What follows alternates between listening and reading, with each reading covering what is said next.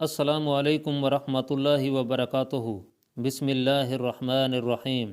ناظرین، دربار یزید میں حضرت زین العابدین پیش کیے گئے تو یزید نے حضرت زین العابدین سے کہا کہ اے ابن حسین، تمہیں کوئی حاجت ہو تو طلب کرو۔ حضرت زین العابدین نے فرمایا کہ ایک تو یہ حاجت رکھتا ہوں کہ میرے باپ کے قاتل کو میرے حوالے کر دو تاکہ میں اپنے ہاتھ سے اسے قتل کروں۔ یزید نے اس بات سے انکار کیا۔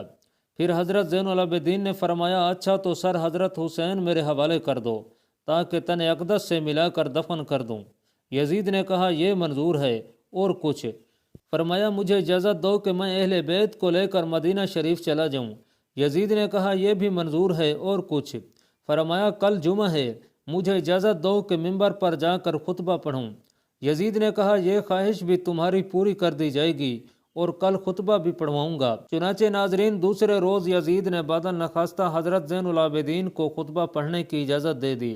اس روز مسجد میں خلقت کا اس قدر ہجوم تھا کہ کسی کو جگہ نہ ملتی تھی۔ حضرت زین العابدین منبر پر رونق افروز ہوئے اور اول نہایت فصاحت و بلاغت سے حمد و نعت بیان فرمائی۔ پھر فرمایا جو مجھے جانتا ہو جانے، اور جو نہ جانتا ہو اب جانے کہ میں نور دیدہ محمد رسول اللہ صلی اللہ علیہ وسلم اور سرور سینہ علی المرتضیٰ اور دل بند فاطمۃ الزہرا اور فرزند حسین ہوں، جنہیں میدان کربلا میں 3 روز بھوکا پیاسا مظلوم شہید کیا گیا۔ ناظرین، یہ سن کر مسجد میں کوہرام مچ گیا، اہل دمشق میں شور برپا ہوا۔ یزید ڈرا اور مؤذن کو اقامت کے لیے اشارہ کیا۔ پس مؤذن نے اللہ اکبر کہا۔ حضرت زین العابدین نے نعم لا شیء اکبر منہ فرمایا۔ مؤذن نے اشہد ان لا الہ الا اللہ کہا۔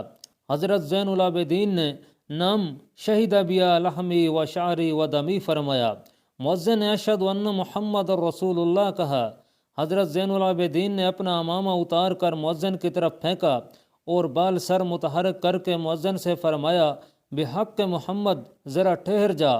مؤذن چپ ہو گیا تو حضرت زین العابدین نے فرمایا اے یزید، یہ محمد صلی اللہ علیہ وسلم تیرے نانا ہیں یا میرے؟ اگر تو انہیں اپنا نانا کہے گا تو تمام عالم تجھے جھوٹا کہے گا، اور اگر میرے نانا کہے گا تو میرے باپ کو مظلوم کیوں شہید کیا، مجھے یتیم کیا، اہل بیت کو شہر بہ شہر پھرایا، قید کروایا، دربار میں بلایا، میرے باپ دادا کے دین میں رکھنا ڈالا، باوجود یہ کہ ان کا کلمہ پڑھتا ہے پھر بھی شرم نہیں کرتا۔ ناظرین، یزید نے مؤذن کو ڈانٹا اور اقامت پوری کری، نماز ادا کی، اور پھر لوگوں سے بے چینی دور کرنے کے لیے ایک مجلس عام بلائی اور اس میں سب کے سامنے سرداران کوفہ کو بلا کر سخت برا بھلا کہا، گالیاں دیں، ان کی حرکات پر ناراض ہوا اور خفگی کا اظہار کیا، اور کہا میں تم پر تب راضی ہوتا کہ تم حسین کو زندہ میرے پاس لاتے، میں ان کی خدمت میں خوشامد کر لیتا، لعنت ہے ابن زیاد پر جس نے یہ کام کیا۔ ناظرین، بعض مورخین نے لکھا ہے کہ یزید نے ابن زیاد کو حضرت حسین رضی اللہ تعالیٰ عنہ کے قتل کا حکم نہ دیا تھا، بلکہ ابن زیاد نے بذات خود یہ کام کیا، اور جب یزید کے سامنے حضرت حسین کا سر مبارک لایا گیا تو یزید نے ابن زیاد کو خوب سنائی۔ احکر محمد ارسلام مؤلف کے نزدیک یہ بات مورخین نے اپنی طرف سے لکھ دی ہے، یا پھر یزید نے لوگوں کی لعن طعن سے بچنے کے لیے یہ ڈرامہ کیا تھا۔ اگر یزید کو حضرت حسین رضی اللہ تعالیٰ عنہ سے محبت ہوتی تو وہ اس مجلس میں ابن زیاد کو دنیا کی بدترین سزا دیتا اور اپنے ہاتھوں سے اس کی گردن اڑا کر عاشق رسول صلی اللہ علیہ وسلم ہونے کا ثبوت دیتا۔ ناظرین، مگر کسی بھی تاریخ کی کتاب میں یہ نہیں لکھا کہ یزید نے ایسا کیا، بلکہ اس نے چند آنسو بہائے اور لوگوں کو صبر کی تلقین کی۔ اس سے معلوم ہوتا ہے کہ یزید بھی اس جرم میں شریک تھا، اور اگر یزید شریک نہیں بھی تھا تو ابن زیاد کے قتل کا حکم نہ دے کر یزید بھی حضرت حسین کے قتل میں شریک ہو گیا۔ شہادت حسین پر جنات کا رونا۔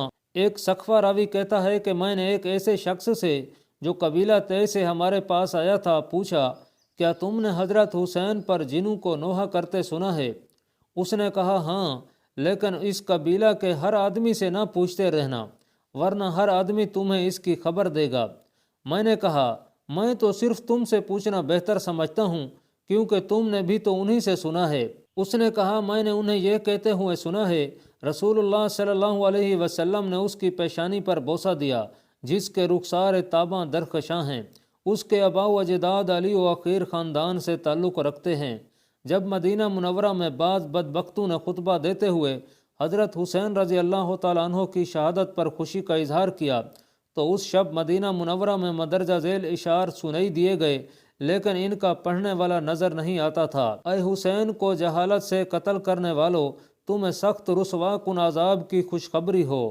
آسمان میں جتنی بھی مخلوق ہے، خواہ وہ انبیاء ہوں یا ملائکہ، وہ تم سب پہ بد دعا کرتے ہیں، تم پر لعنت ہو۔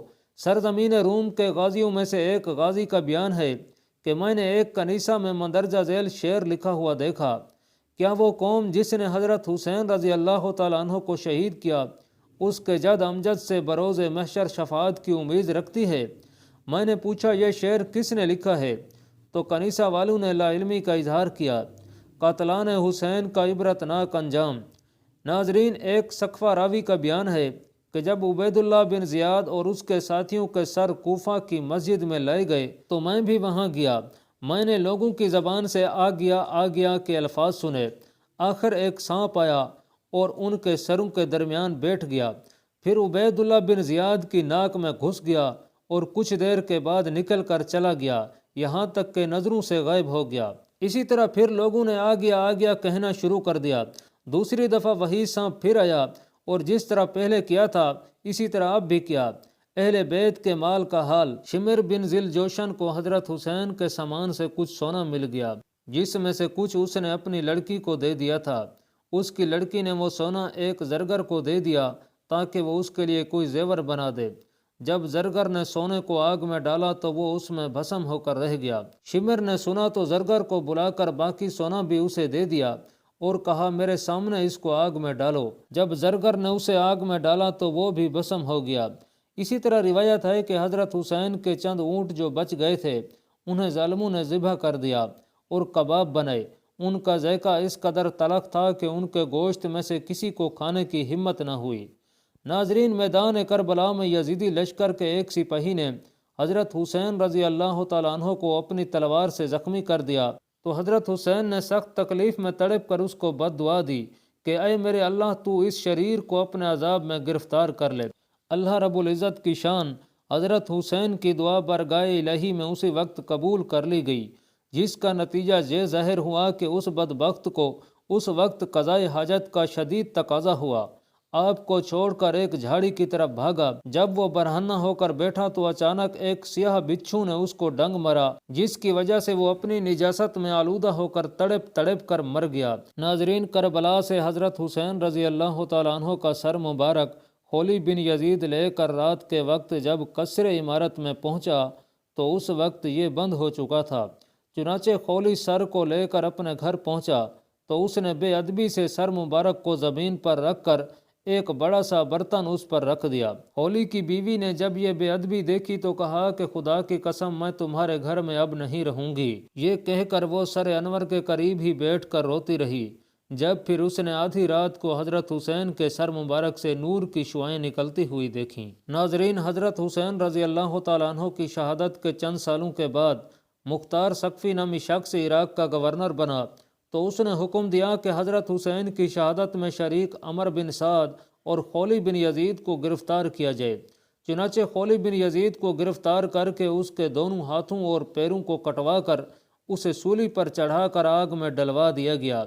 اسی طرح حضرت حسین رضی اللہ تعالیٰ عنہ اور 16 اہل بیت کو شہید کرنے والے لشکر کے لوگوں کو بھی چن چن کر ہلاک کر دیا گیا۔ امام جلال الدین سیوطی لکھتے ہیں کہ منہال بن عامر کہتے ہیں کہ جب دمشق کے بازار سے حضرت حسین کا سر مبارک یزیدی سپاہی نیزے پر رکھ کر گھما رہے تھے تو اس وقت سر مبارک کے سامنے سے ایک آدمی سورۃ کہف پڑھ رہا تھا۔ جب وہ اس آیت پر پہنچا ان اصحاب الکہف والرقیم کانوا من آیاتنا عجبا، کہ غار والے اور جنگل کے کنارے والے ہماری ایک عجیب نشانی تھے، اس وقت حضرت حسین رضی اللہ تعالیٰ عنہ کے سر مبارک سے آواز آئی، اے لوگو، اصحاب کہف کے قتل سے زیادہ عجیب میرا قتل، اور پھر کٹے سر کو لے کر پھرانا عجیب ہے۔ ناظرین، علامہ ابن حجر لکھتے ہیں کہ حضرت حسین کے قتل کے بعد ایک پتھر ملا جس پر لکھا ہوا تھا، کیا حضرت حسین کو قتل کرنے والے امید رکھتے ہیں کہ روز قیامت ان کے نانا حضور صلی اللہ علیہ وسلم کی جماعت پا سکیں گے؟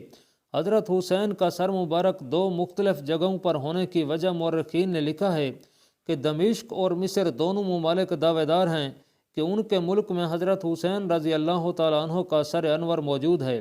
اس کی حقیقت یہ بھی ہو سکتی ہے کہ یزید کے پاس جب کربلا کے میدان سے کٹے ہوئے 17 سر مبارک گئے، جن میں 16 سر مبارک اہل بیت کے تھے اور ایک سر حضرت حسین رضی اللہ تعالیٰ عنہ کا تھا، یہ ہو سکتا ہے اور یقیناً ایسا ہی ہوا ہوگا، تو ان دونوں ممالک میں سے ایک جگہ تو حضرت حسین کا کٹا ہوا سر دفن ہو اور دوسری جگہ اہل بیت میں سے کسی کا سر دفن ہو، واللہ عالم۔ ناظرین، ایک روایت یہ بھی ہے کہ سر انور یزید کے خزانہ ہی میں رہا۔ جب بنو امیہ کے بادشاہ سلیمان بن عبد الملک کا دور آیا اور ان کو معلوم ہوا تو انہوں نے سر انور کی زیارت کی سعادت حاصل کی۔ اس وقت سر انور کی مبارک ہڈیاں سفید چاندی کی طرح چمک رہی تھیں۔ انہوں نے خوشبو لگائی اور کفن دے کر مسلمانوں کے قبرستان میں دفن کر دیا۔ اللہ پاک کمی بیشی معاف فرمائے اور ہمیں اپنے حبیب صلی اللہ علیہ وسلم کے طریقے مبارک پر زندگی گزارنے کی توفیق نصیب فرمائے، آمین۔